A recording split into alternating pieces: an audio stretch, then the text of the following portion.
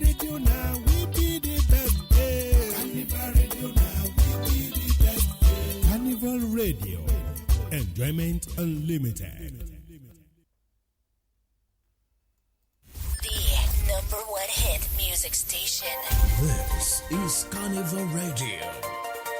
Midday News. The time is 12 o'clock. Good afternoon and welcome to Carnival Midday News. I am Joseph Oyekola. In the news this afternoon, calls for the removal of the chairman of Economic and Financial Crimes Commission, Ola Olukoyede, intensified on Friday as opposition parties and some Nigerians responded to the freezing of the Osun State government account. Described the action of the anti-graft agency as politically motivated, alleging that the commission had demonstrated partisanship ahead of the August 15 governorship election. The Accord Party, the Nigerian People's Party, and many netizens asked President Bola Tinubu to sack Olukoyede if he did not resign. Some groups, however, asked the FCC boss to leave honorably after the president disowned his action.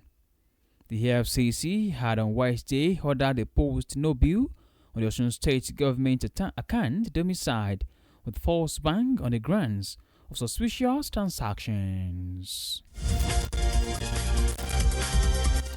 Meanwhile, operatives of the Department of State Services have arrested 3 more persons linked to the kidnapping of the Dean of Agriculture at Nasarawa State University, Professor Samuel Avegbe Ukusebo.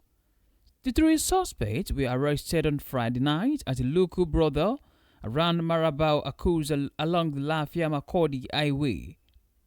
The development comes after DSA's operatives rescued Ukusebo 2 days after he was abducted by gunmen in the early hours of Wednesday, July 15, 2026 at Mai Uku, a border community between Lafia and Nasarawa Egon local government areas.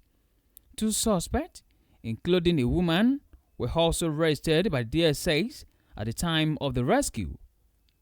Given the details of the latest arrest, the security source said the 3 suspects were identified as 25-year-old Yakubu Abubakar, also known as Black Star Boy, 37-year-old Usman Abubakar Mahiriga, and 27-year-old Saleh Babauro Abubakar.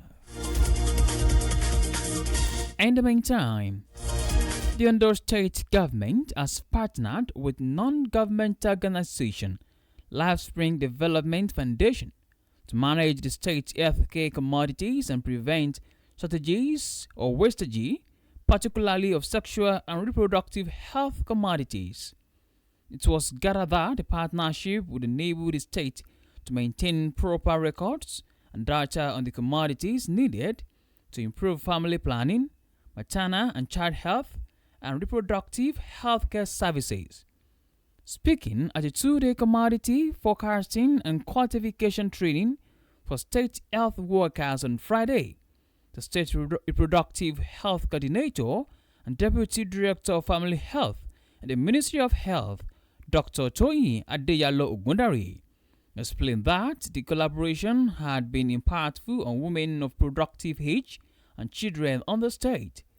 According to her, the partnership with the LSDF had commenced earlier in the year, adding that it was part of the implementation of the federal government's sexual and reproductive health projects.